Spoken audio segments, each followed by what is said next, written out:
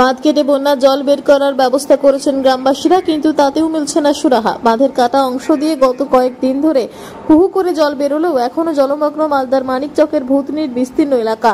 বন্যা পরিস্থিতিতে চরম সংকটে ভূতনিবাসী। এর মধ্যে ভূতনির দক্ষিণ চণ্ডীপুরের কাঁটা বাঁধের অংশে চলছে ভাঙন, জানিয়ে যারপরনায় আতঙ্কিত এলাকার সাধারণ মানুষ। জানা গেছে, বন্যার জল বের করতে গ্রামবাসীরা জেসিপি দিয়ে বাঁধের মাত্র 10 মিটার চওড়া অংশ কাটলেও তা বাড়তে বাড়তে এখন 50 মিটারের কাছাকাছি পৌঁছেছে। সেই কাটা অংশ এখনো চলছে ভাঙন, জানিয়ে আগামী দিনে বিপদের আশঙ্কা করছেন এলাকার সাধারণ মানুষ।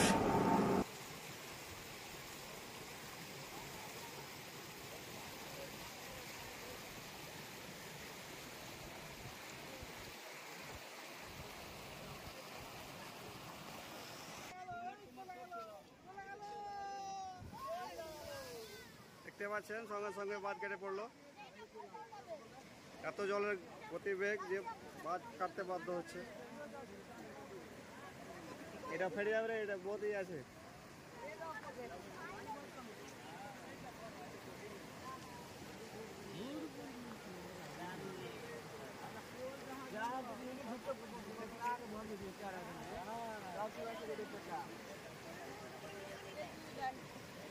अब এটা পড়না বলা হয়, এটা পড়না বলা হয়। সরো এখানে, সরো সরো সরো সরো।